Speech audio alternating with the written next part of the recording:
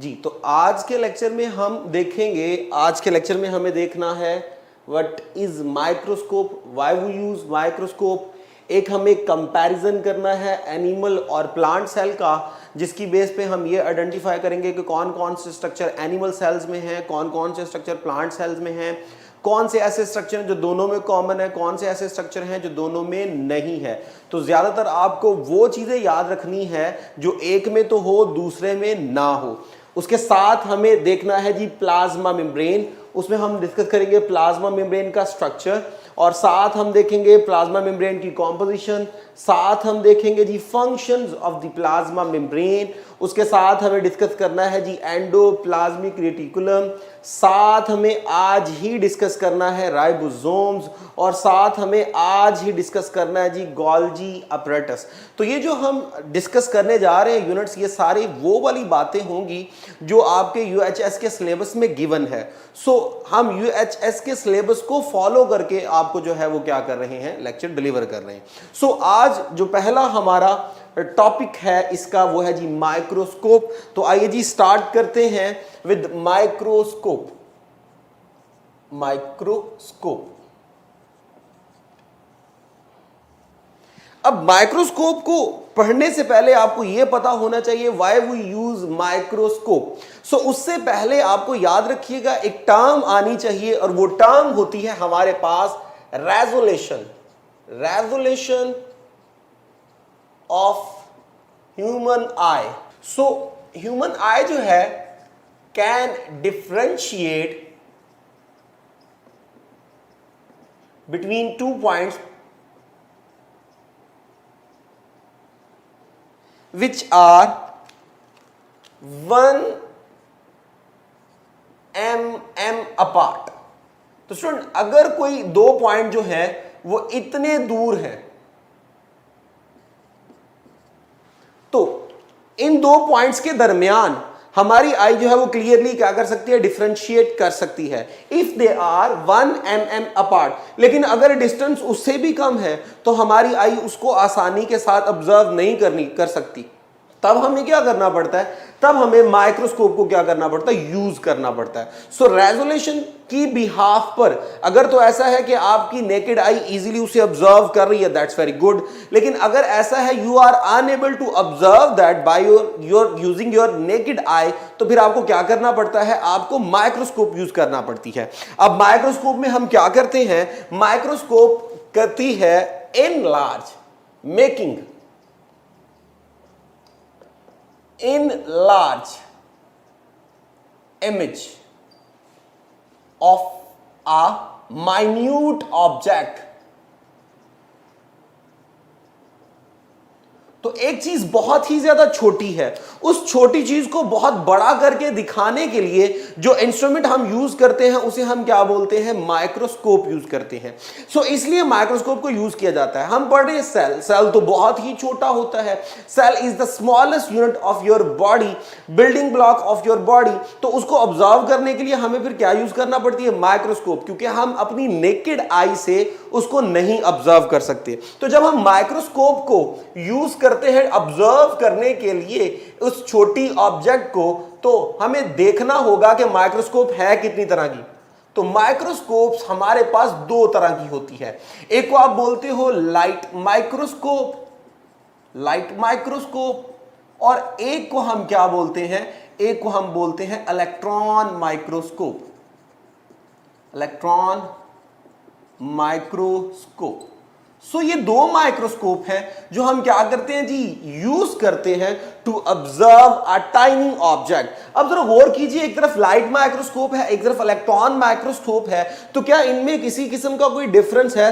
Definitely बहुत ज्यादा difference है। जो लाइट माइक्रोस्कोप है ये तो आपने अक्सर देखी है अपनी लैब्स के अंदर, आप यूजुअली यूज करते हो, आप आसानी के साथ उसे कैरी भी कर लेते हो और लैब्स में बड़ी आसानी के साथ उसे क्या करते हो, यूज भी कर लेते हो। लेकिन जो इलेक्ट्रॉन माइक्रोस्कोप होती है एक मैसिव ऑब्जेक्ट है जिसको कैरी करना जो है वो बहुत ज्यादा मुश्किल है। बहुत बड़ा इसका क्या होता है, सेटअप होता है, और बड़े स्पेशल जो बंदे होते हैं जो हाईली क्वालिफाइड होते हैं, हाईली स्किल्ड होते हैं, वही इसको क्या करते हैं, यूज करते हैं। और साथ स्पेसिफिक कंप्यूटर्स, सुपर कंप्यूटर साथ क्या किए जाते हैं, अटैच किए जाते हैं। सो आइए जरा अगर हम इनमें डिफरेंस में जाएं कि इन दोनों में डिफरेंस क्या है, तो आपके सिलेबस के मुताबिक जो मेजर डिफरेंस है वो आपको पता होने चाहिए। एक तरफ मैं लिखता हूं जी लाइट माइक्रोस्कोप और दूसरी तरफ मैं लिखता हूं इलेक्ट्रॉन माइक्रोस्कोप, और हम इन दोनों का कंपैरिजन कर रहे हैं।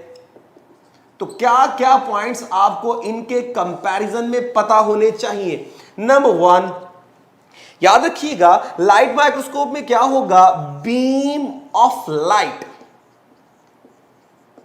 Is used. तो यहां पे क्या होता है, बीम ऑफ लाइट को यूज किया जाता है। और अगर मैं बात करूं इलेक्ट्रॉन माइक्रोस्कोप को, तो यहां पे क्या होगा, beam of electron, electron is used here.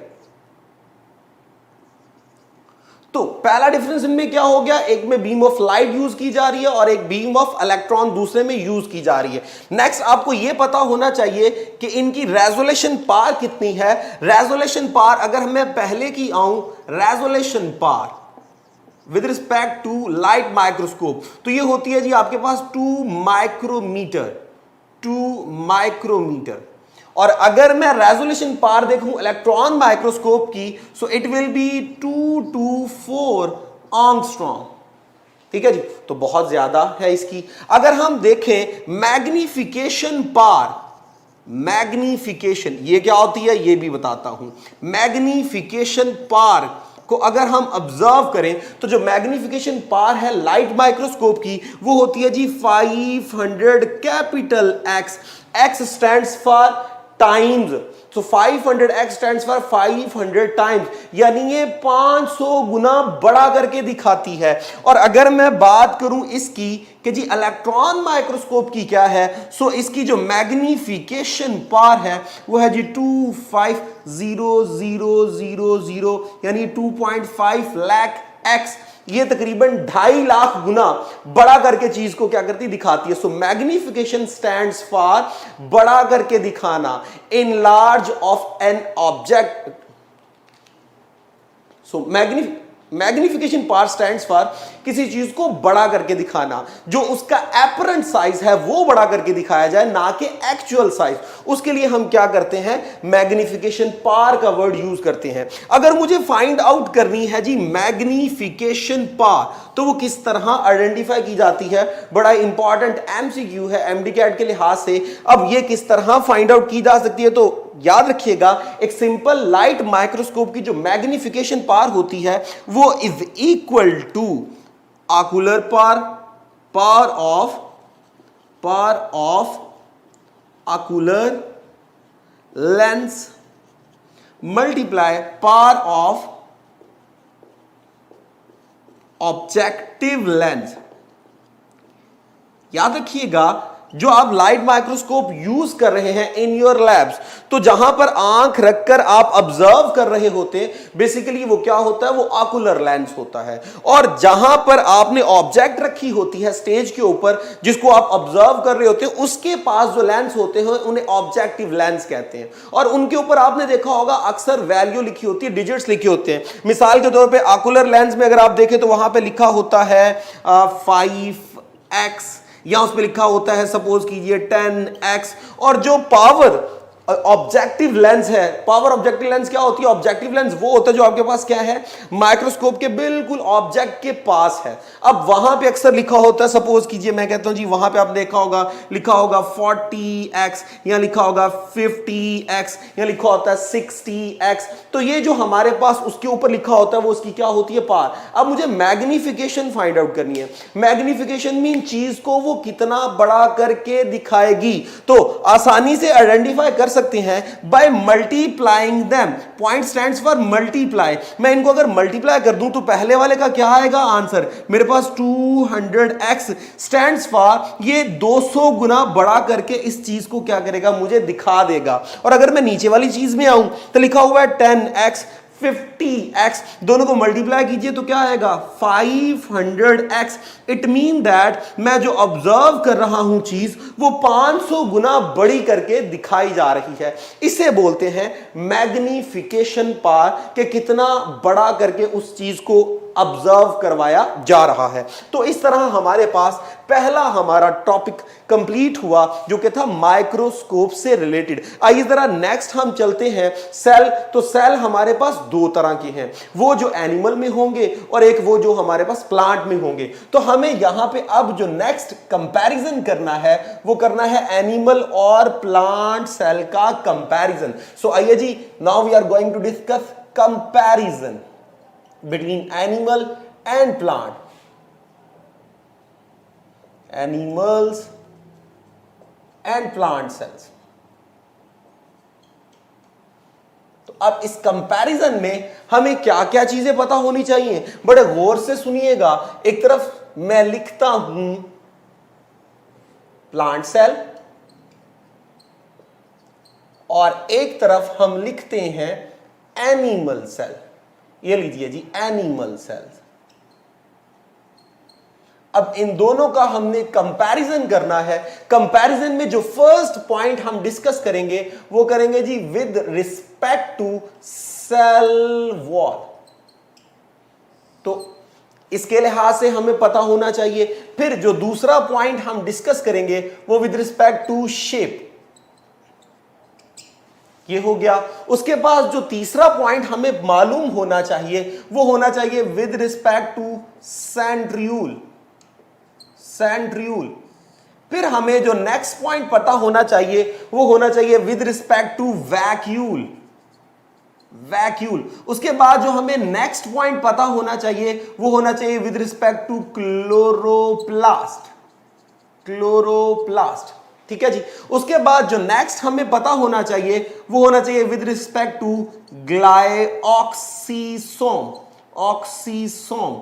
और उसके बाद जो नेक्स्ट हमें पता होना चाहिए वो होना चाहिए जी with respect to lysosome, lysosome. आइए जी, ये कुछ स्ट्रक्चर्स हैं जिनके लिहाज से हमें मालूम होना चाहिए कि क्या क्या डिफरेंस है एनिमल और प्लांट सेल के अंदर। अगर मैं जाऊं with respect to cell wall तो याद रखिएगा only present in plant cell, ये एनिमल सेल में नहीं होती। तो पहला तो आपको क्लियर कट ये मालूम होना चाहिए कि कौन सा स्ट्रक्चर जो है वो प्लांट में है, कौन सा एनिमल में नहीं है। तो सेल वॉल हमारे पास प्लांट सेल में है, ये एनिमल सेल में नहीं होती। नेक्स्ट अगर मैं शेप की बात करूं तो आपने अक्सर देखी होगी जो प्लांट की शेप है वो ऑलमोस्ट रेक्टेंगुलर होती है और ऑलमोस्ट ये फिक्स होती है, रेक्टेंगुलर होगी और फिक्स होगी। जबकि हमारे पास अगर एनिमल सेल्स में देखें तो मोस्टली ये ओवल होती है, लेकिन फिर भी ये चेंजेबल भी हो सकती है। जरूरी नहीं ऐसा ही हो कि हमेशा ये क्या रहे, फिक्स ही रहे, ये चेंज हो सकती है। अगर हम आए विद रिस्पेक्ट टू सेंट्रियूल तो जनरली याद रखिएगा प्लांट में सेंट्रियूल नहीं होते। हाँ, आपकी बुक में एक वर्ड लिखा हुआ है only present in lower plants, mean that Chlamydomonas वगैरह के अंदर जो थे, जो अर्ली ब्रायोफाइट्स वगैरह थे उनके अंदर हैं, लेकिन जो डोमिनेंट प्लांट हैं उनके अंदर ये बिल्कुल भी नहीं है। तो आपने ये पॉइंट इस तरह याद रखना है कि सेंट्रियूल जो है वो नहीं होते प्लांट्स के अंदर। बहुत एक्सेप्शनल केस है जिनमें हो, तो एक्सेप्शनल केस को हम कभी भी जो है वो कोड नहीं करते। तो यहां मैंने कहा सेंट्रियूल जो है वो प्लांट सेल में है नहीं है, जबकि एनिमल सेल में वो होता है। अगर हम वैक्यूल की बात करें तो वैक्यूल याद रखिएगा प्लांट सेल में होते हैं लार्ज एंड वन, सिर्फ एक ही होता है और बहुत बड़ा होता है। और याद रखिएगा इसने सेल का ऑलमोस्ट 90% हिस्सा क्या किया होता है, कवर किया होता है। और इसके इतने ज्यादा बड़े होने की वजह से बाकी सारे स्ट्रक्चर जो है वो साइडों पे पड़े होते हैं। लेकिन अगर मैं एनिमल सेल में आऊं तो वो होते हैं जी मैनी एंड स्मॉल। तो ये चीज क्लियर हुई। अब नेक्स्ट हम चलते हैं जी क्लोरोप्लास्ट की तरफ। तो याद रखिएगा chloroplast only present in plant, इसी की बेस पे तो वो क्या कर रहे होते हैं, फोटोसिंथेसिस। आपने पढ़ा था क्रोमोप्लास्ट, ल्यूकोप्लास्ट। तो ये जो है क्रोमोप्लास्ट, ल्यूकोप्लास्ट या जो है क्लोरोप्लास्ट, ये तीनों जो है वो प्लास्टिड की टाइप्स होती हैं। तो हमारे पास जो क्लोरोप्लास्ट है, प्लास्टिड का पार्ट जिसमें ग्रीन क्लोरोफिल होता है, वो क्या करता है जी, फोटोसिंथेसिस में इन्वॉल्व होता है। So chloroplast only present in plant, याद रखिएगा। और एनिमल के केस में ये हमारे पास नहीं होता। ग्लाइऑक्सीसोम की तरफ आते हैं तो ग्लाइऑक्सीसोम हमारे पास क्या होती है, वो होती है जी इन प्लांट ओनली। और इसका काम क्या होता है, सीड की स्टेज में जो फूड रिजर्व होती है, फैट की फॉर्म में उसको किस में कन्वर्ट किया जाए, कार्बोहाइड्रेट पे कन्वर्ट किया जाए, जबकि एनिमल के केस में ये नहीं होता। लाइसोसोम की अगर हम बात करें तो मोस्टली ये नहीं होता, तो नहीं होता। लेकिन एक्सेप्शनल केस यहां पे भी है, फ्यू प्लांट्स हैं जिनमें इसको ऑब्जर्व किया गया है। मिसाल के तौर पे इंसेक्टिवोरस प्लांट जो है उनमें काफी हद तक हम कह सकते हैं कि ये होता है, अदरवाइज लाइसोसोम नहीं होता। बहुत एक्सेप्शनल केस है कि प्लांट्स में हो। एनिमल केस में तो ये कंफर्म होता है, क्योंकि इसी की बेस पे तो प्लांट क्या कर रहे होते हैं, एनिमल क्या कर रहे होते हैं, डाइजेशन का प्रोसेस परफॉर्म कर रहे होते हैं। तो ये कुछ जो थे हमारे पास कंपैरिजन के पॉइंट आपको पता होने चाहिए कि कौन कौन से स्ट्रक्चर हैं। इसके अलावा बाकी स्ट्रक्चर मैं इसलिए डिस्कस नहीं कर रहा क्योंकि वो दोनों तरफ होते हैं। मैं माइटोकॉन्ड्रिया की बात करूं दोनों तरफ होगा, गोल्गी apparatus की बात करूं दोनों तरफ होगा, एंडोप्लाज्मिक रेटिकुलम की बात करूं दोनों तरफ होगा, साइटोस्केलेटन की बात करूं दोनों तरफ है, प्लाज्मा मेम्ब्रेन की बात करूं दोनों तरफ है। तो वो पॉइंट जो है वो डिस्कस करने की जरूरत नहीं है। जो मेन पॉइंट बनते हैं वो आपको मालूम होने चाहिए कि ये जो है इन दोनों के दरमियान जो है वो किस में कौन सा स्ट्रक्चर है, कौन सा स्ट्रक्चर नहीं है। तो ये आपके पास कंपैरिजन वाला पोर्शन कंप्लीट हुआ। नेक्स्ट हम स्टार्ट करने जा रहे हैं फर्स्ट स्ट्रक्चर को, और वो है हमारे पास प्लाज्मा मेम्ब्रेन, जिसे आप सेल मेम्ब्रेन के नाम से भी याद करते हो। अब जरा देखिएगा, प्लाज्मा मेम्ब्रेन में अगर मैं चलूं तो प्लाज्मा मेम्ब्रेन के लिए मैं एक बड़ा आसान सा लफ्ज ये भी लिख सकता हूं कि it is all about envelope of cell. तो असल में ये सेल का क्या होता है, एक इन्वेलप होता है जो उसकी प्रॉपर क्या कर रहा होता है, कवरिंग कर रहा होता है, उसको बाउंड किए हुए है ताकि उसे एक स्पेसिफिक क्या दी जाए, शेप दी जाए। ओके जी, अगर हम देखें इसकी लोकेशन कि ये होती कहां है, तो लोकेशन डेफिनेटली, क्योंकि सेल दो तरह का है, एनिमल का और प्लांट का, तो हमें देखना है कि ये कहां पर होती है। In case of animal cells, in animal याद रखिएगा ये होती है हमारे पास आउटर मोस्ट। लेकिन अगर मैं बात करूं with respect to plant cell, तो याद रखिएगा ये है आफ्टर सेल वॉल। तो जो प्लांट का सबसे बाहर वाला स्ट्रक्चर होता है वो सेल वॉल होती है, और उसके बाद नंबर किसका आता है, प्लाज्मा मेम्ब्रेन का। जबकि एनिमल के केस में जो सबसे बाहर होती है वो कौन सी होती है, प्लाज्मा मेम्ब्रेन। आइए जी जरा हम नेक्स्ट इसकी कॉम्पोजिशन की तरफ चलते हैं। तो कॉम्पोजिशन में इसकी जो चीजें हैं मेन, उनकी परसेंटेज आपको एग्जैक्ट आनी चाहिए, भूलनी नहीं चाहिए। आइए जी कौन कौन सी चीज यहां पे शामिल है। नंबर 1 इज लिपिड, इसके अंदर होती है। नंबर 2 इज प्रोटीन, इसके अंदर होती है। नंबर 3 इज कार्बोहाइड्रेट, इसके अंदर होती है। और जो है थोड़ी मिकदार में कोलेस्ट्रॉल होता है which is the part of lipid, तो इसलिए मैंने उसे सेपरेट नहीं लिखा। आइए जरा लिपिड की तरफ चलते हैं। तो लिपिड हमारे पास होती है जी 20 to 40%, और हमारे पास जो प्रोटीन होती है वो होती है 60 to 80%, और जो हमारे पास कार्बोहाइड्रेट होती है वो होती है इन स्मॉल कॉन्सेंट्रेशन। अब यहां पे मैं आपको बताता चलूं कि कार्बोहाइड्रेट जब भी हमें डिस्कस करना है तो हमें पता होना चाहिए कि कार्बोहाइड्रेट किस फॉर्म में होगा। तो स्टूडेंट, कार्बोहाइड्रेट प्लाज्मा मेम्ब्रेन की सरफेस के ऊपर दो फॉर्म में होता है। या तो वो होगा ग्लाइकोलिपिड की फॉर्म में, ग्लाइकोलिपिड स्टैंड्स फॉर जिसमें वो लिपिड के साथ अटैच होगा, या वो होगा किस फॉर्म में, ग्लाइकोप्रोटीन की फॉर्म में, यानी जिससे वो क्या होगा जी, प्रोटीन के साथ अटैच होगा। सो कार्बोहाइड्रेट हमारे पास दो फॉर्म में होगा, ग्लाइकोलिपिड और ग्लाइकोप्रोटीन, और मोस्टली क्या होते हैं, सेल की सरफेस के ऊपर होते हैं। और नेक्स्ट जो हमारे पास रह गया लिपिड और प्रोटीन, तो एमसीक्यू का पॉइंट बड़ा इंपॉर्टेंट आपने याद रखना है। जो लिपिड है इसके अंदर एक इसकी आपकी पता होगा एक कोलेस्ट्रॉल भी होता है, कोलेस्ट्रॉल जो इसकी क्लासिफिकेशन में आता है। तो लिपिड का एक पार्ट है कोलेस्ट्रॉल। कोलेस्ट्रॉल याद रखिएगा सिर्फ और सिर्फ होता है हमारे पास यूकैरियोटिक प्लाज्मा मेम्ब्रेन में, ये प्रोकैरियोटिक प्लाज्मा मेम्ब्रेन में नहीं होता।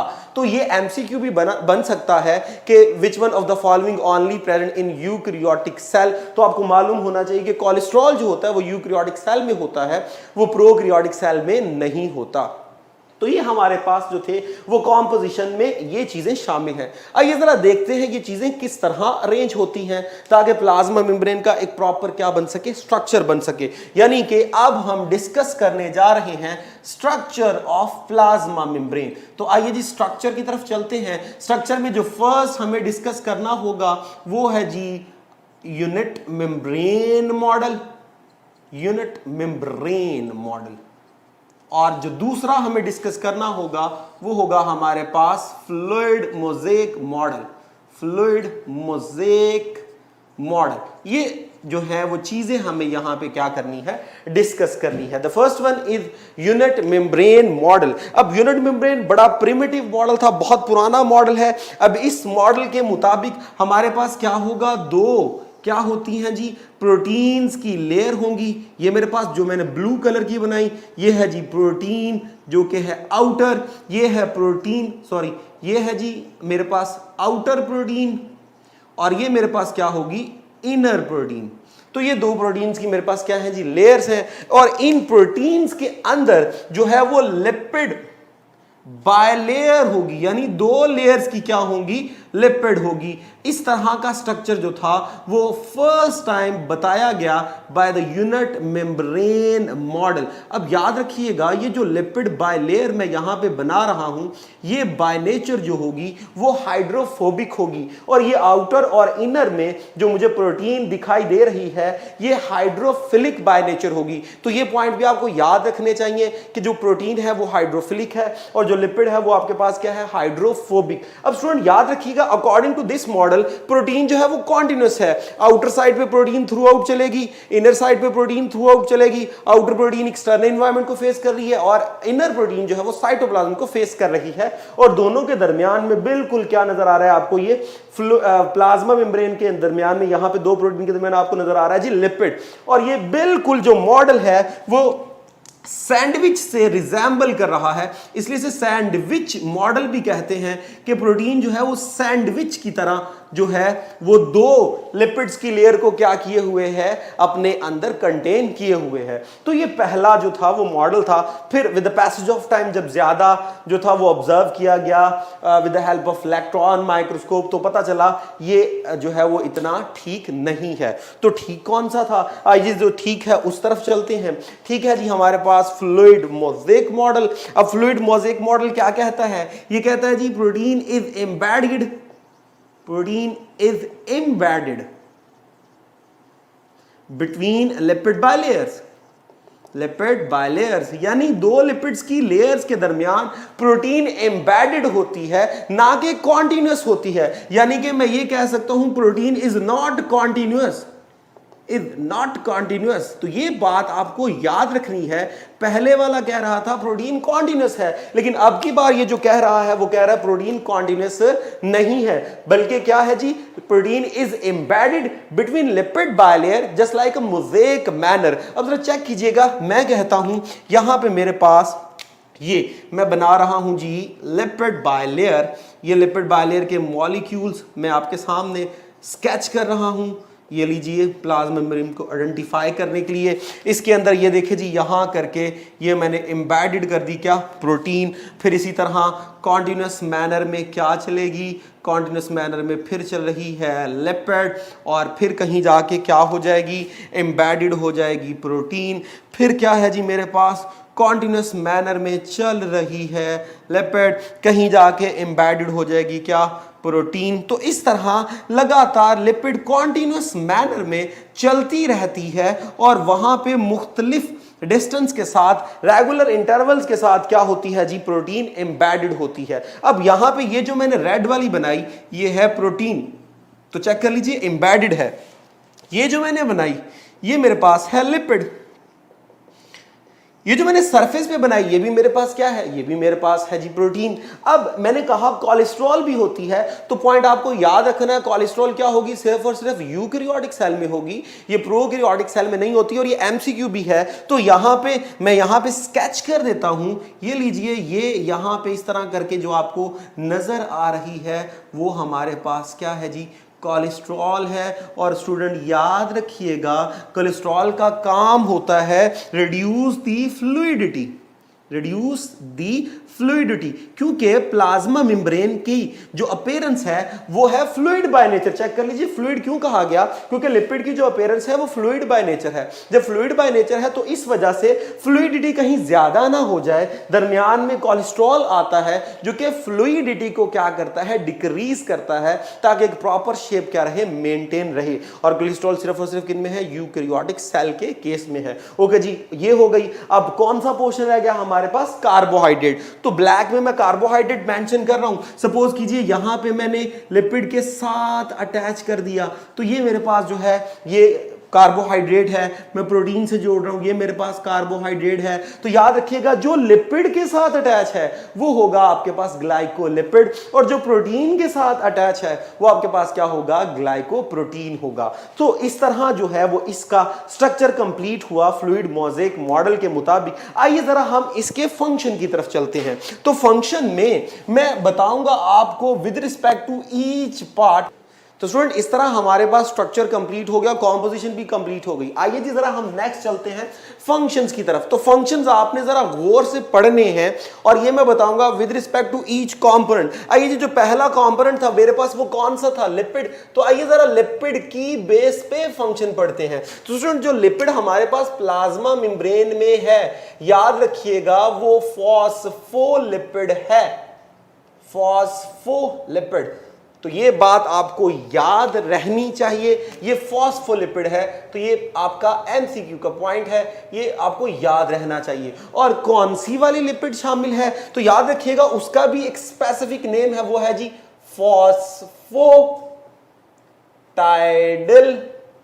कॉलिन। ये मोस्ट फैमिलियर फॉस्फोलिपिड है जो कि हमारी प्लाज्मा मेम्ब्रेन में होती है और उसकी कॉम्पोजिशन में इन्वॉल्व है। अब ये जो फॉस्फोलिपिड है इंशाल्लाह बायोलॉजिकल मॉलिक्यूल यूनिट 2 के अंदर ये बताएंगे फॉस्फोटाइडिल कॉलिन क्या होता है। अभी सिर्फ आप ये याद रखिए कि ये लिपिड में फॉस्फोलिपिड के अंदर आती है। तो जरा इसकी शेप तो देखते हैं ये कैसी होती है। तो बेटा बार बार हम बना रहे थे ऐसा एक स्ट्रक्चर, ये देखिए जी ऐसा एक स्ट्रक्चर बना रहे थे, ये वाला, ये आपके पास क्या होती है, फॉस्फोलिपिड होती है। तो याद रखिएगा ये वाला जो पोर्शन है इसे हेड बोलते हैं और ये वाला जो पोर्शन है इसे टेल बोलते हैं। जो हमारे पास हेड है याद रखिएगा ये विद रिस्पेक्ट टू कैरेक्टरिस्टिक्स होता है पोलर, यानी कि हाइड्रोफिलिक। और ये जो मेरे पास टेल है ये होती है नॉन पोलर, यानी कि हाइड्रोफोबिक। तो हाइड्रोफिलिक हाइड्रोफोबिक मैं नहीं लिख रहा, आपको याद खुद ही रखना है।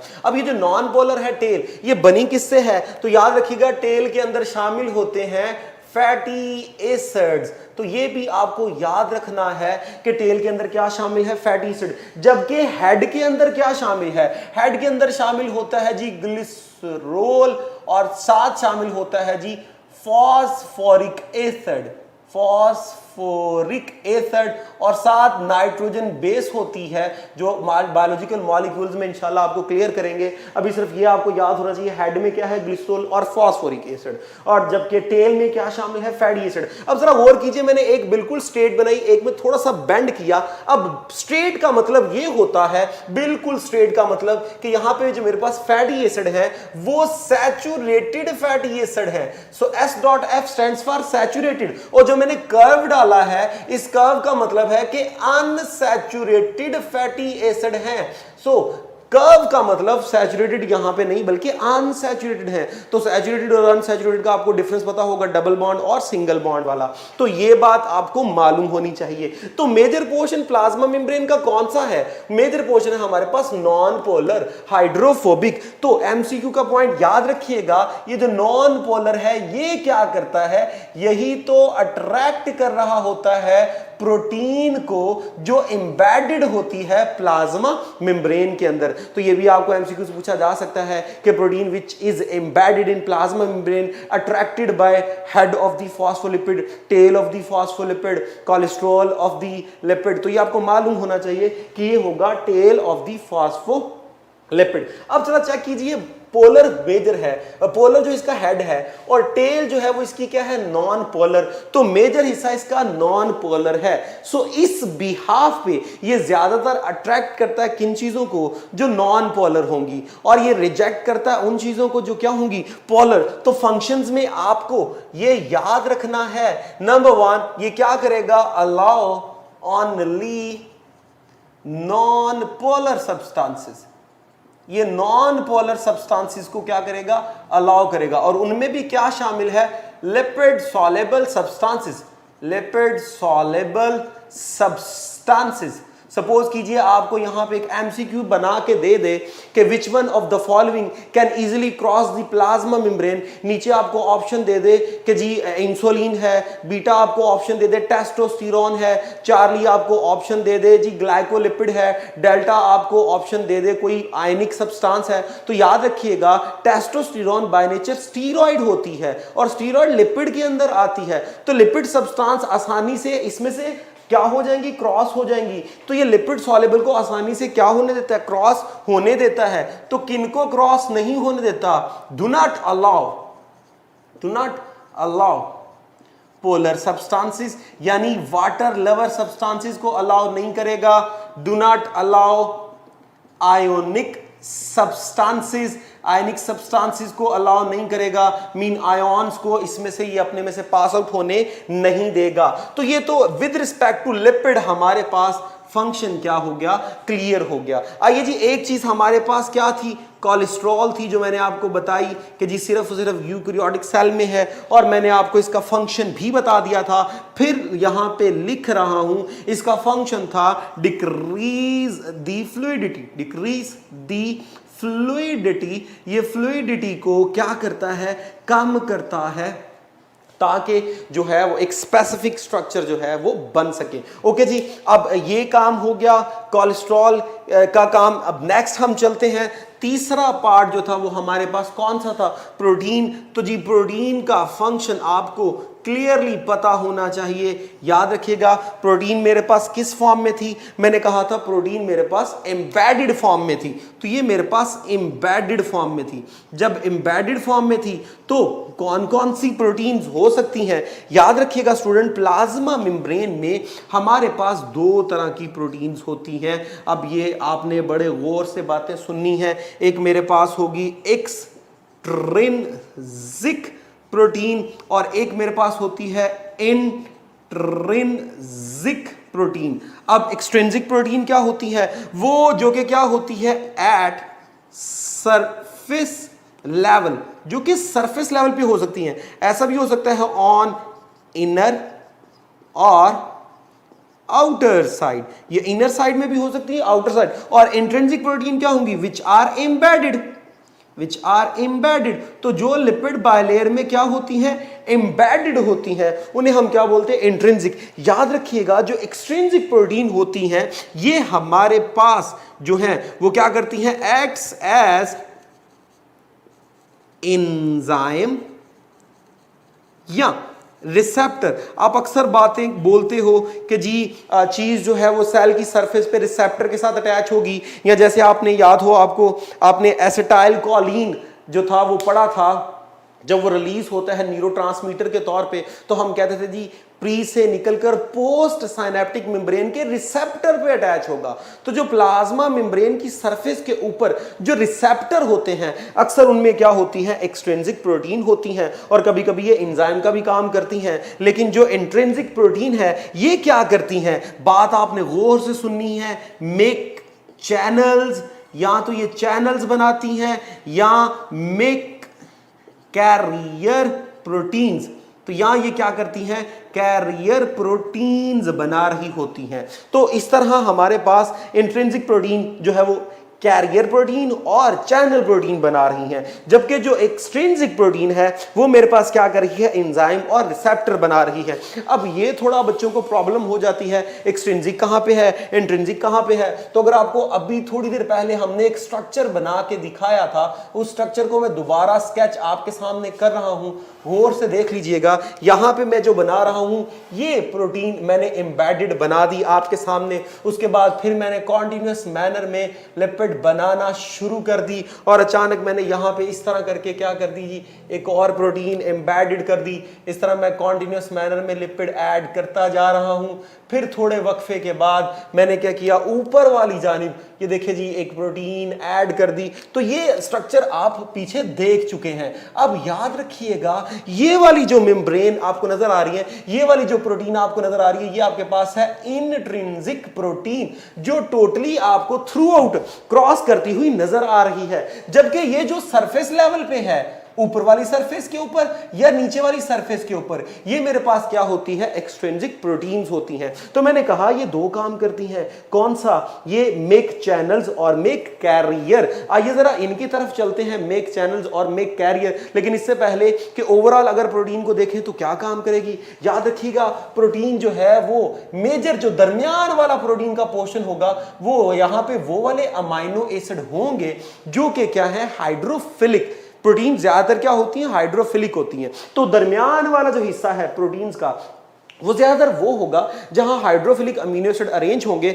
और एक स्पेसिफिक क्या बनाएंगे, पाथवे बनाएंगे। जब पाथवे बनाएंगे तो ये जो इंट्रिंसिक प्रोटीन है ये क्या करेगी, ये करेगी अलाउ टू पास सब्सटेंसेस। तो ये सब्सटेंस को पास होने देगी, उनका एक स्पेसिफिक पाथवे बनाएगी। अब कौन कौन सी सब्सटेंस पास हो सकती हैं, याद रखिएगा पोलर सब्सटेंसेस। अब पोलर यहां पे क्रॉस नहीं हो रही थी, यहां पोलर क्रॉस हो सकती हैं, यानी वाटर सॉल्युबल सब्सटेंसेस और आयनिक सब्सटेंसेस आसानी से क्रॉस हो सकती हैं। आयोन्स वगैरह सेल के अंदर जाने वो यहां से क्रॉस हो जाएंगे। एक और चीज याद रखिएगा, यहां पे कौन सी और चीज जो है, याद रखिएगा वाटर यहां पे इजीली क्रॉस हो जाता है, CO2 क्रॉस हो जाती है और O2 इजीली क्रॉस हो जाती है।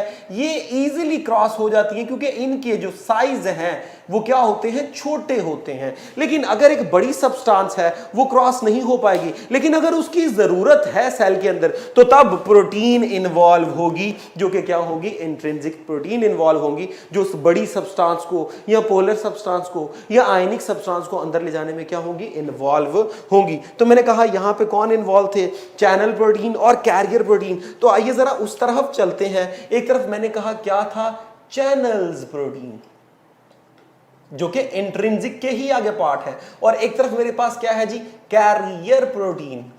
Carrier protein. तो अब इन तीन प्रोटीन्स के अंदर, दो प्रोटीन्स के अंदर क्या क्या है, जो चैनल प्रोटीन होती हैं ये क्या करती हैं, make a pathway. Make a pathway, इन्होंने एक स्पेसिफिक पाथवे बनाया है। चीजें क्रॉस हो रही हैं, जैसे यहां पे सपोज कीजिए मैं कहता हूं यहां दरमियान में पाथवे है, चीजें आ जा रही हैं। आपने एग्जांपल सुनी होगी सोडियम गेट्स की, सोडियम गेट्स या चैनल। आपने सुना होगा पोटाशियम गेट्स या चैनल। तो वो आसानी के साथ प्रोटीन चैनल जो है वो क्या कर रहा है, चीजों को अलाउ कर रहा है। और याद रखिएगा ये काम करता है मोस्टली पैसिव मैनर में। पैसिव मैनर में mean from high concentration to low concentration आसानी से चीजें गुजर जाती हैं विदाउट यूजिंग एनर्जी। जबकि जो कैरियर प्रोटीन है इनमें क्या होगा, ये एक स्पेसिफिक पाथवे नहीं बना रही होती, ये होती है open from one and close from other. एक साइड से तो ये खुली होंगी, दूसरी साइड से ये क्या होंगी, बंद होगी। सपोज कीजिए मैं कहता हूं जी यहां पे इस तरह करके प्रोटीन है, आगे चीज अटैच होगी तो यहां से ये खुल जाएगी तो नीचे से बंद हो जाएगी। अब वो चीज नीचे आएगी, यहां पे टच होगी तो फिर ऊपर से बंद होगी, नीचे से खुल जाएगी। तो इस तरह ये स्पेसिफिक ओपनिंग और क्लोजिंग करके चीजों को अलाउ करती है कि वो क्या कर सके, गुजर सके। और यहां पे भी याद रखिएगा कौन कौन सी हो सकती है, एक्टिव ट्रांसपोर्ट भी हो सकती है और पैसिव ट्रांसपोर्ट भी हो सकती है। और जब पैसिव ट्रांसपोर्ट है तो याद रखिएगा इसमें होती है फैसिलिटेटेड डिफ्यूजन। ये एमसीक्यू है आपके लिए, विच one of the following involve in facilitated diffusion. तो आपको याद रहना चाहिए जो कैरियर प्रोटीन्स हैं वो इन्वॉल्व होती हैं। और एक्टिव में आपने बड़ी एक मशहूर एग्जांपल पढ़ी थी आपके उसके अंदर, जब नर्व इंपल्स को आप ट्रांसमिट कर रहे थे, उसे आपने कहा था सोडियम पोटाशियम पंप। तो आपको याद होगा वो एक साइड से खुलता था और सोडियम पोटाशियम को दूसरी साइड पे खोल के दूसरी साइड पे लेके जाता था। तो वो एक साइड से खुलता था, एक साइड से बंद, फिर एक साइड से खुलता था, फिर एक साइड से बंद। तो वो जो पंप है, वो पंप याद रखिएगा वो एक्टिव मैकेनिज्म पे चल रहे होते हैं। ये भी आपके पास एक क्या है, एमसीक्यू। अब कौन कौन सी चीजें प्रोटीन गुजार रही है वो भी आपने पढ़ ली। आइए जरा बात करते हैं आखिरी पार्ट की, जो कि हमारे पास था कार्बोहाइड्रेट। और कार्बोहाइड्रेट आपने पढ़ा वो किस फॉर्म में था, ग्लाइकोलिपिड की फॉर्म में और ग्लाइकोप्रोटीन की फॉर्म में। तो स्टूडेंट ये जो था हमारे पास कार्बोहाइड्रेट, ग्लाइकोलिपिड और ग्लाइकोप्रोटीन, इसका काम जो होता है प्लाज्मा मेम्ब्रेन में वो होता है एंडोसाइटोसिस का काम करना। एंडोसाइटोसिस का काम करना। अब एंडोसाइटोसिस क्या होती है? Endocytosis stands for to engulf any substance by enfolding plasma membrane. सो प्लाज्मा मेम्ब्रेन का अपने आप को इनफोल्ड करके बाहर से किसी चीज को अंदर लेके जाना, ये क्या कहलाता है? एंडोसाइटोसिस कहलाता है। और याद रखिएगा जब एंडोसाइटोसिस होगी, प्लाज्मा मेम्ब्रेन किसी चीज को अंदर लेके जा रही है तो सराउंडिंग से उसे क्या करेगी, इंगल्फ करने के लिए मेम्ब्रेन उसकी सराउंडिंग में प्रॉपर मैनर में क्या करेगी, अरेंज करेगी। तो जब अरेंज करेगी, सपोज ये है, मैं कहता हूं जी यहां पे उसने अरेंज करना शुरू किया, करते करते करते इस तरह करके वो उसको अंदर ले आई। तो अंदर करके ये देखें जी चीज को मेम्ब्रेन अंदर ले आई। तो इसकी प्रॉब्लम ये होती है कि एंडोसाइटोसिस जब भी होगी मेम्ब्रेन डिक्रीज होगी। तो ये आपके पास नेक्स्ट एक इंपॉर्टेंट एमसीक्यूज है, आपसे पूछा जाता है विच one of the following process involve in the decrement या टू डिक्रीज द मेम्ब्रेन। तो डिक्रीज करने में किसका रोल होता है? एंडोसाइटोसिस का। और एंडोसाइटोसिस भी आपको याद रहना चाहिए दो तरह का होगा। कौन कौन सा? नंबर वन, एंडोसाइटोसिस हमारे पास दो तरह का है। Number one, phagocytosis. Number two, pinocytosis. ये दो हमारे पास इसके जो है वो टाइप्स बनती हैं। अगर मैं एंडोसाइटोसिस में चलूं तो एंडोसाइटोसिस की दो टाइप में, फैगो मीन टू इंगल्फ सॉलिड। और याद रखिएगा ये जो सॉलिड को इंगल्फ कर रहा है इसे सेल ईटिंग भी बोलते हैं। और ये किस बुनियाद पे हो रही है? ग्लाइकोलिपिड और ग्लाइकोप्रोटीन की बिहाफ पे। जैसे ही कोई चीज उसको टच करेगी, और यहां पे मेरे पास है टू इंगल्फ लिक्विड। तो स्टूडेंट याद रखिएगा ये होता है सेल ड्रिंकिंग प्रोसेस, यानी सेल किसी चीज को ड्रिंक कर रहा है, इनटेक कर रहा है। तो एंडोसाइटोसिस जो है वो हमारे पास एग्जाम्पल्स हैं कार्बोहाइड्रेट के फंक्शन की। एक होता है एक्सोसाइटोसिस में क्या होगा, कंटेंट को बाहर रिमूव किया जाता है। याद रखिएगा जब एंडोसाइटोसिस होगी प्लाज्मा में कमी आएगी, जब एक्सोसाइटोसिस होगी तो प्लाज्मा मेम्ब्रेन में इजाफा होता है, उसकी रिपेयरिंग हो जाती है। तो इस तरह यहां पर जो थे वो with respect to each component हमने क्या किए, फंक्शन डिस्कस कर लिए। और इसमें आपको मालूम रहना चाहिए कि जब भी वर्ड आएगा एक्टिव तो एनर्जी यूज होगी, जब भी वर्ड आएगा पैसिव फैसिलिटेटेड एनर्जी यूज नहीं होगी। अगर एक एमसीक्यूज आ जाए, मैं बोलता हूं विच one of the following involve in the active transport of the plasma membrane, तो एक्टिव ट्रांसपोर्ट में कौन सी चीज इन्वॉल्व है? आप नीचे मैकेनिज्म आपको दे देता है, मुख्तलिफ फैसिलिटेटेड डिफ्यूजन दे देता है, पैसिव ट्रांसपोर्ट दे देता है, एंडोसाइटोसिस या एंडोसाइटोसिस दे देता है आपको, और साथ डेल्टा में कोई और चीज दे देता है। तो याद रखिएगा जो एंडोसाइटोसिस है वो भी बाय नेचर एक्टिव है, इसमें एनर्जी यूज होती है। तो एक्टिव ट्रांसपोर्ट भी एनर्जी यूज करेंगे, और एंडोसाइटोसिस, फैगोसाइटोसिस, पिनोसाइटोसिस, ये सारे जो है वो भी क्या करते हैं, एनर्जी को प्रॉपर मैनर में यूज करते हैं। तो इस तरह हमारे पास जो था वो प्लाज्मा मेम्ब्रेन का कंपोनेंट खत्म हुआ, जिसमें मैंने हर एक का फंक्शन आपको डिटेल में डिस्कस कर दिया। आइए जी नेक्स्ट जो हम डिस्कस करेंगे वो है जी एंडोप्लाज्मिक रेटिकुलम। Endoplasmic reticulum. तो स्टूडेंट याद रखिएगा जो मेरे पास यहां पे मैंने वर्ड लिखा है endo, endo stands for inside, endo stands for inside, plasmic stands for cytoplasm, reticulum stands for channels. तो इसका मतलब यह हुआ कि मुझे डेफिनेशन ही बताई जा रही है इस लाइन के अंदर कि ये क्या है, चैनल्स ऑफ नेटवर्क, या नेटवर्क ऑफ चैनल्स ज्यादा बेहतर है, network of channels with in cytoplasm. तो साइटोप्लाज्म के अंदर जो चैनल्स होंगे, जो पाथवे होंगे, उनके सिस्टम को हम क्या बोलते हैं, एंडोप्लाज्मिक रेटिकुलम। अब स्टूडेंट याद रखिएगा मैंने कहा इन साइटोप्लाज्म, तो साइटोप्लाज्म कहां होता है, साइटोप्लाज्म कहते हैं जी प्लाज्मा मेम्ब्रेन के अंदर स्टार्ट हो गया और न्यूक्लियर इन्वेल्व से पहले पहले खत्म हो गया, यानी उसकी बाउंड्री है from plasma membrane to nuclear membrane. तो बिल्कुल इसी तरह इसकी भी एक्सटेंशन क्या होगी, ये होगी जी extend from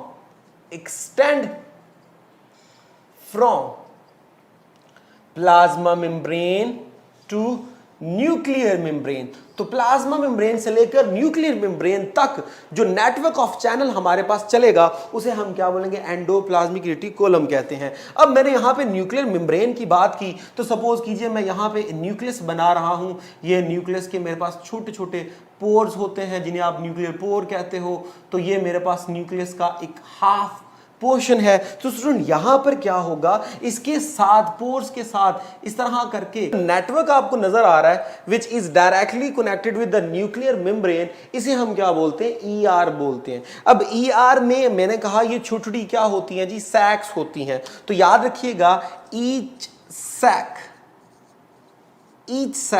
noun as, each channel, each sac known as cisternae, जिसके अंदर स्पेसिफिक कंटेंट होगा ताकि मेटाबॉलिज्म किया जाए। अगर हम इन सिस्टर्नीज की मॉर्फोलॉजी देखें तो विद रिस्पेक्ट टू मॉर्फोलॉजी हमारे पास दो तरह की अपीयरेंस देंगी, एक जिन्हें आप बोलते हो SER और एक जिसे आप बोलोगे RER, rough endoplasmic reticulum, smooth endoplasmic reticulum. अब रफ का क्या है जी, बेसिकली कॉन्सेप्ट ये होता है जी ग्रैनुलर, यानी दानेदार। अब ये ग्रैनुलर क्यों होगा, बेसिकली यहां पे होंगे राइबोसोम्स प्रेजेंट।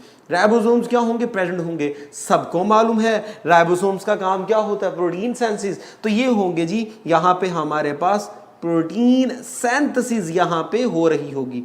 जब यहां पे प्रोटीन सिंथेसिस हो रही होगी तो ये हमारे पास प्रोटीन की फैक्ट्री हो गया। जो प्रोटीन बनी है, जितना हिस्सा सेल के अंदर यूज करना है तो वो सेल के अंदर रख लिया जाएगा, अगर प्रोटीन सेल से बाहर भेजनी है तो उसे सेल से बाहर भेज दिया जाएगा। जबकि जो आपके पास SER है ये होगा नॉन ग्रैनुलर। जब ये नॉन ग्रैनुलर होगा तो इसका मतलब इसमें राइबोसोम्स नहीं होंगे। जब इसमें राइबोसोम नहीं होंगे तो अपीयरेंस क्या देगा, बड़ी स्मूथ। अब उस स्मूथ वाले के फंक्शन आपको आने चाहिए, एमसीक्यूज में आ चुके हैं, पास पेपर में अगर आप देख लीजिए एमडी कैट के तो इसके 4-5 फंक्शन है वो आपको याद रखने हैं। Number 1 lipid metabolism, lipid metabolism. देखिए जी यहां पे मैं अगर आपको एमसीक्यूज बना दूं, आपको एमसीक्यूज आता है विच one of the following contain highest concentration of SER, के फॉलोइंग सेल्स हैं उनमें से सबसे ज्यादा SER किस में है। अल्फा ऑप्शन आपको दे दे कि जी पैंक्रियास सेल है, बीटा ऑप्शन आपके पास दे दे कि जी सपोज कीजिए वो आपके पास लीवर के सेल है, चार्ली ऑप्शन आपके पास दे दे कि मसल्स के सेल्स हैं, डेल्टा ऑप्शन आपके पास दे दे एडिपोज टिश्यू के सेल्स हैं। तो एडिपोज टिश्यू के सेल क्योंकि उनका काम क्या होता है, फैट से रिलेटेड होता है। तो ये बातें कॉन्सेप्चुअल आपको याद रहनी चाहिए। सो खैर हमने कहा जी लिपिड मेटाबॉलिज्म करेगा और क्या करेगा, मैकेनिकल सपोर्ट देगा, इसकी बिहाफ पे एक प्रॉपर सपोर्ट मिली होगी, साथ ही साथ डिटॉक्सिफिकेशन ऑफ टॉक्सिक सब्सटेंसेस। तो यहां पे एक और एमसीक्यूज बन सकता है। आपने सेकंड ईयर में पढ़ा था कि जो हमारे पास होता है लीवर वो डिटॉक्सिफिकेशन करता है, तो इसका मतलब उसके अंदर SER बहुत ज्यादा होंगे। याद रखिएगा, help in muscle contraction, in muscle contraction. अब किस तरह मसल कॉन्ट्रैक्शन में हेल्प करता है स्टूडेंट, आपको याद होगा जब आपने पढ़ा था कॉन्ट्रैक्शन मसल की, तो वहां पे आपने पढ़ा था कि कैल्शियम आयन इन्वॉल्व होते हैं। कैल्शियम आयन जितने ज्यादा होंगे मसल कॉन्ट्रैक्शन उतनी ज्यादा, कैल्शियम आयन जितने कम होंगे मसल कॉन्ट्रैक्शन उतनी कम होगी। तो असल में वो जो मसल कॉन्ट्रैक्शन का रोल है वो कैल्शियम से रिलेटेड है। तो कैल्शियम का जो रेजर्वायर था आपने पढ़ा था सार्कोप्लाज्म रेटिकुलम, यानी एंडोप्लाज्म रेटिकुलम किसका, उसका मसल्स का। वो बाय नेचर क्या होता है, स्मूथ जो है वो एंडोप्लाज्म रेटिकुलम है, जो कैल्शियम वगैरह को वहां पे क्या कर रहा होता है, स्टोर कर रहा होता है। ट्रांसमिशन ऑफ नर्व इंपल्स में ये इन्वॉल्व होता है, ट्रांसमिशन ऑफ नर्व इंपल, और साथ ही साथ ट्रांसपोर्ट करना चीजों को। सो ट्रांसपोर्ट ऑफ मैनी सब्सटेंसेस, उनमें भी जो है वो SER का अच्छा खासा क्या होता है, रोल होता है। तो आपको हर फंक्शन अच्छे तरीके से याद रहना चाहिए। तो इस तरह हमारे पास एंडोप्लाज्म रेटिकुलम कंप्लीट हुआ। आइए जी नेक्स्ट टॉपिक की तरफ चलते हैं। Ribosome. Ribosome discovered by pallid, discovered by pallid 1955, pallid, ठीक है जी। और राइबोसोम जो है टाइनी पार्टिकल्स होते हैं, या तो ये अटैच होंगे विद RER, या फिर ये क्या होते हैं, साइटोप्लाज्म में फ्री स्टेट में होते हैं। और अगर हम इनकी कॉम्पोजिशन देखें तो स्टूडेंट राइबोसोम के अंदर हमारे पास दो मेन चीजें होती हैं। ये मेरे पास राइबोसोम है, तो राइबोसोम में मेरे पास दो चीजें होंगी, एक तो होगा 50% RNA और 50% क्या होगी जी, प्रोटीन होगी। तो यहां पे ये बात आपको याद रखनी है कि जो RNA होगा वो कौन सा होगा, राइबोसोमल RNA होगा। अब देखिए जरा, यहां पे मेरे पास RNA है और प्रोटीन है, दोनों है, तो इसी बिहाफ पर इसको हम बोलते हैं राइबो न्यूक्लियो प्रोटीन पार्टिकल। तो ये बात आपको याद रखनी है कि why ribosome known as ribonucleo protein particle due to the presence of RNA as well as protein. Okay, तो ये था राइबोसोम। अगर हम राइबोसोम के अंदर फर्दर चलें तो याद रखिएगा राइबोसोम में हमारे पास दो सब यूनिट्स होते हैं, राइबोसोम्स सब यूनिट्स। तो दो सब यूनिट से मिलकर बनता है। अब जो बातें करने जा रहा हूं, MD कैट का पेपर जितने मर्जी सालों का निकाल लीजिए, भरा पड़ा है। हर साल इसमें से बात लाजमी पूछी जाती है कि वो दो सब यूनिट कौन से हैं। एक स्टूडेंट होता है लार्जर सब यूनिट और एक होता है स्मॉलर सब यूनिट। जो लार्जर सब यूनिट है वो होता है जी 60S 40F in case of eukaryote, और मिलता है, दोनों आपस में मिलते हैं तो बनता क्या है जी 80S। S stands for Svedberg, जो कि सेंट्रीफ्यूगेशनल यूनिट है। स्टूडेंट अक्सर परेशान होते हैं जी 60 और 40 मिलके 100 क्यों नहीं हुआ, 80 क्यों रह गया, 20 वेस्ट हो गया होगा। तो स्टूडेंट हम सेंट्रीफ्यूगेशन की बात करें, जब दोनों आपस में अटैच होंगे तो एक दूसरे के ऊपर ओवरलैप होंगे, जिसकी वजह से डेंसिटी में क्या आ जाता है, डिफरेंस आ जाता है। लॉस्ट यहां पे कुछ नहीं होता, सिर्फ ओवरलैपिंग की वजह से डेंसिटी में चेंज आ गया। तो 80S, तो यूकैरियोटिक राइबोसोम 80S वाला, ये आपको याद रखना है। और आपके पास 50S लार्जर सब यूनिट, 30S स्मॉलर सब यूनिट, दोनों मिलकर क्या बनाते हैं 70S। और ये है इन केस ऑफ प्रोकैरियोट। और ये चीज बहुत ही ज्यादा इंपॉर्टेंट है। इवन इस साल का भी पेपर जो पिछला आया है, लास्ट पास पेपर, उसको भी उठा के देख लीजिए, तो इसी में से बात पूछी हुई है लार्जर सब यूनिट कौन सा है, प्रोकैरियोट का या यूकैरियोट का। तो आपको मालूम होना चाहिए, दोनों जुड़ेंगे तभी जाके आपके पास क्या बनता है, राइबोसोम बनता है। तो दोनों को जोड़ने में काम कौन करता है, मैग्नीशियम आयन। ये भी बड़ा इंपॉर्टेंट MCQ है कि दोनों सब यूनिट को जोड़ता कौन है, मैग्नीशियम आयन जोड़ता है। तब जाके ये आपके पास क्या बनते हैं, एक मैच्योर, ये मेरे पास लार्जर सब यूनिट, ये मेरे पास स्मॉलर सब यूनिट। तो अब मेरे पास आकर ये एक मैच्योर क्या बन गया, राइबोसोम बन गया। अब राइबोसोम का काम क्या होता है, बड़ी दफा आपने पढ़ा, ये प्रोटीन फैक्ट्री है, यानी कि प्रोटीन की जो फॉर्मेशन है वो काम करना इसका काम है। और स्टूडेंट याद रखिएगा, राइबोसोम इटसेल्फ खुद कहां बनते हैं, तो by nucleolus. Nucleolus is the factory of the ribosome while ribosome is the factory of the protein। तो ये बातें आपको याद रहनी चाहिए। अब क्या होता है, कभी कभी ऐसा है प्रोकैरियोट के केस में, जब प्रोटीन बनानी है तो जो mRNA होता है उसकी लाइफ बड़ी शॉर्ट होती है, तो उस वक्त एक पॉलीसोम का कॉन्सेप्ट चलता है। वो क्या है, ये देखिए जी, ये मेरे पास जो है वो mRNA है, mRNA है, मैसेंजर आरएनए, जिसमें प्रोटीन बनाने की क्या होती है, इंफॉर्मेशन। अब यहां पे लार्जर सब यूनिट, स्मॉलर सब unit, larger smaller, larger smaller, larger smaller involve होते हैं, और इन्वॉल्व होके यहां से क्या बनाना शुरू कर देते हैं, प्रोटीन बनाना शुरू कर देते हैं। अब इसको हम बोलते हैं, इस स्ट्रक्चर को बोलते हैं polysome. One mRNA attach with many ribosome. जबकि इस फंक्शन को हम क्या बोलते हैं, इस फंक्शन को हम बोलते हैं ट्रांसलेशन, यानी कि फॉर्मेशन ऑफ प्रोटीन। तो वो कौन करता है जी, राइबोसोम करता है। इस तरह ये स्ट्रक्चर भी आपके पास कंप्लीट हुआ। आइए जी, नेक्स्ट स्ट्रक्चर जो हम डिस्कस करने जा रहे हैं, the last one of this lecture, वो होगा जी गोल्जी अपैरेटस। Golgi apparatus. अब स्टूडेंट, गोल्जी अपैरेटस क्या होता है, याद रखिएगा, गोल्जी अपैरेटस, गोल्जी बॉडी, इन दोनों में डिफरेंस क्या है वो भी आपका क्लियर हो जाएगा। नंबर 1 है क्या जी, stack of flattened sac. Stack कहते हैं जी ढेर को, ढेर को, सैक्स कहते हैं थैलियों को। तो फ्लैटेंड यानी पिचकी हुई थैलियां होती हैं और एक दूसरे के ऊपर पड़ी होती हैं, उससे जो हमारे पास स्ट्रक्चर बनता है उसे आप क्या बोलते हो, गोल्जी अपैरेटस बोलते हो। अब जरा यहां पे बात आपने गौर से सुननी है। ये मेरे पास एक जो है वो क्या है जी, सैक। ये मेरे पास एक और क्या है जी, सैक। ये देखिए जी, मैं फ्लैटेंड बना रहा हूं, पिचकी हुई है, ये मैं फ्लैटेंड सैक का क्या कर रहा हूं जी, स्ट्रक्चर बना रहा हूं। ये मैंने बनाया आपके पास डिफरेंट सैक्स। याद रखिएगा, ईच सैक, ये जो एक सैक है, हर सैक को हम क्या बोलते हैं, सिस्टर्नी। ठीक है जी। और याद रखिएगा, पीछे जो आपने पढ़ा एंडोप्लाज्मिक रेडियल कॉलम, उसमें भी क्या थे, सिस्टर्नीज। यहां पे भी क्या है, सिस्टर्नीज। तो गोल्जी अपैरेटस में ये जो हर एक सैक है, हर एक सैक को हम क्या बोलते हैं, सिस्टर्नी बोलते हैं। तो हर एक सिस्टर्नी, अब ये जो सारा सिस्टर्नी का कलेक्शन आपको नजर आ रहा है, इसे गोल्जी बॉडी बोलते हैं। क्या बोलते हैं जी, गोल्जी बॉडी।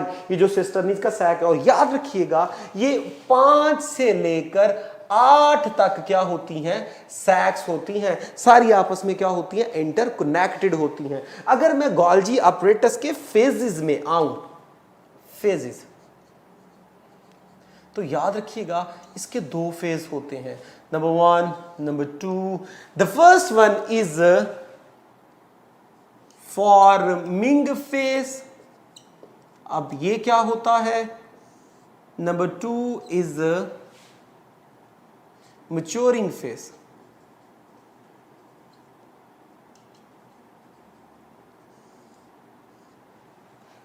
फॉर्मिंग फेज और मैच्योरिंग फेज। अब जरा ये बातें आपने गौर से सुननी है। जो फॉर्मिंग फेज होता है, आल्सो कॉल्ड सिस फेज, ये बात आपको याद रखनी है, सिस फेज। और ये होता क्या है, वेयर न्यू सिस्टर्नीज आर फॉर्म्ड, जहां से नई सिस्टर्नीज बनती हैं। क्या मतलब स्टूडेंट, असल में होता यह है कि यहां पे आपके पास ईआर जो है वो रफ वाला वो प्रोटीन बना रहा है, स्मूथ वाला लिपिड की मेटाबॉलिज्म कर रहा है। तो वो क्या करते हैं, छोटे छोटे बड बनाकर भेजते हैं टुवर्ड्स गोल्जी अपैरेटस। अब क्या होता है, ये बर्ड्स आके आपस में फ्यूज होते हैं और फ्यूज होकर एक सैक बनाते हैं, सिस्टर्नी बनाते हैं। वो सिस्टर्नी यहां ऐड हो जाती है। तो जिस जगह से क्या होते हैं, वेजिकल आके अटैच हो रहे हैं, ये बर्ड आके अटैच हो रहे हैं, वो वाली जगह है फॉर्मिंग फेस। और याद रखिएगा ये होती है इसकी आउटर सरफेस और ये होती है कन्वेक्स शेप की। और यहां पे ये मटेरियल रिसीव करता है किसका, जो कि एंडोप्लाज्मिक रेटिकुलम से आ रहा है, और वो अनप्रोसेस्ड मटेरियल होता है जिसे बॉडी की रिक्वायरमेंट के मुताबिक क्या करना है, प्रोसेस्ड करना है। जबकि मैच्योरिंग फेज क्या होगा, वेयर सिस्टर्नी ब्रोकन डाउन, जहां पे सिस्टर्नी को क्या कर दिया जाएगा, ब्रेक कर दिया जाएगा। क्यों, क्योंकि यहां पे बनेंगे गोल्जी वेजिकल। तो स्टूडेंट असल में होता यह है, कंटेंट यहां से आ रहा है, जो लिपिड हो सकता है, प्रोटीन हो सकता है, कार्बोहाइड्रेट हो सकता है, यहां आके वो एक सिस्टर्नी बनाएगा, पहली सिस्टर्नी से फ्यूज हो जाएगी। अब ये वाला हिस्सा आपके पास है फॉर्मिंग फेस या सिस फेस, क्योंकि यहां पे सिस्टर्नी बन रही है। अब कंटेंट एक सिस्टर्नी से दूसरी को, दूसरी से तीसरी को, तीसरी से चौथी को आगे आगे ट्रांसफर किया जाएगा। हर सिस्टर्नी के अंदर स्पेसिफिक मेटाबॉलिज्म होता है, बॉडी की रिक्वायरमेंट के मुताबिक वो क्या करेगा, कंपाउंड की मैन्युफैक्चरिंग करेगा, बॉडी के मुताबिक वो मॉडिफिकेशन करेगा, और फाइनल प्रोडक्ट बना के लास्ट सिस्टर्नी में से उसको क्या किया जाएगा, छोटी छोटी पैकिंग में रिलीज किया जाएगा। ये जो छोटी छोटी पैकिंग है उन्हें हम क्या बोलते हैं, उन्हें बोलते हैं गोल्जी वेजिकल्स बोलते हैं। अब ये जो छोटी छोटी पैकिंग है जिन्हें हम गोल्जी वेजिकल्स बोल रहे हैं, जब इनको भी ऐड कर दिया जाता है गोल्जी बॉडी के अंदर, no it will be considered as Golgi apparatus। So Golgi apparatus is equal to Golgi bodies plus ये जो आपके पास गोल्जी वेजिकल है। अब यहां अनप्रोसेस्ड मटेरियल था, तो यहां पे क्या होगा, contain processed material, contain processed material. और वो प्रोसेस मटेरियल क्या हो सकता है, डेफिनेटली वो बाय नेचर प्योर प्रोटीन हो सकती है, वो आपके पास ग्लाइको प्रोटीन हो सकती है, वो आपके पास ग्लाइको लिपिड हो सकती है, वो लिपोप्रोटीन हो सकती है, यानी जिन्हें आप कॉन्जुगेट मॉलिक्यूल कहते हो। ये वाली फाइनल बना के भेजना इस मैच्योरिंग फेज का काम होता है। और याद रखिएगा, जैसे इसका दूसरा नाम था सिस, इसका दूसरा नाम होता है ट्रांस। ये जो था वो कन्वेक्स था, तो ये जो होता है वो कनकेव होता है। इसके पास अनप्रोसेस्ड मटेरियल है, इसके पास प्रोसेस्ड मटेरियल है। तो अगर आप एक प्रॉपर फंक्शन देखें तो इसका प्रॉपर फंक्शन क्या है, इसका प्रॉपर फंक्शन है टू रिसीव, मॉडिफाई या प्रोसेसिंग, रिसीव करना, मॉडिफिकेशन करना, प्रोसेसिंग करना, प्रोसेसिंग एंड फाइनली क्या करना, पैकिंग करना। इसका काम है। जितनी भी आपकी बॉडी में सिक्रीशंस होती हैं, ग्लाइकोलिपिड ग्लाइकोप्रोटीन बाय नेचर होती हैं, मोस्टली ग्लाइकोप्रोटीन बाय नेचर, वो सिक्रीशन सारी बना के कौन दे रहा होता है, गोल्जी apparatus दे रहा होता है। आपकी बुक में एक एग्जांपल है जी, पेंक्रियाज, पैंक्रियाटिक जूस भेजता है, उसमें लाइपेज होता है, अमाइलेज होता है, ट्रिप्सिन होता है, वो सारे के सारे असल में कौन बना रहा था, गोल्जी apparatus। अब किस तरह बना रहा था, असल में कंटेंट था राइबोसोम से ईआर के पास आया। अब ईआर वो कंटेंट भेजता है गोल्जी apparatus के पास, और गोल्जी apparatus फिर उसकी क्या करता है, गोल्जी बॉडी के पास, और वो इसकी क्या करता है, गोल्जी वेजिकल की फॉर्म में पैकिंग करके रिलीज करता है। इस तरह उनके जो है वो क्या होती हैं जी, पाथवे जो है वो हमारे पास सिक्रीशंस का वो इस तरह का होता है। इससे पीछे आप राइबोसोम भी लिख सकते हैं कि राइबोसोम जो है वो भी तो बना के दे रहा होता है प्रोटीन वगैरह। तो इस तरह ये जो गोल्जी apparatus है, इसका फंक्शन हमारे पास कंप्लीट हुआ। इससे रिलेटेड कोई एमसीक्यूज आपसे पूछा जा सकता है, विच one of the following contain highest concentration of Golgi apparatus। Different तरह के सेल आपको दे देगा, आपने ढूंढना उनमें से कौन सा सेल है जो ग्लैंडुलर सेल है। जो ग्लैंडुलर सेल्स होगा डेफिनेटली उसके अंदर गोल्जी apparatus भी सबसे क्या होंगे, ज्यादा होंगे। और इसका बड़ा important point, glycolipid glycoprotein lipoprotein बनाना, ये भी इसका काम होता है।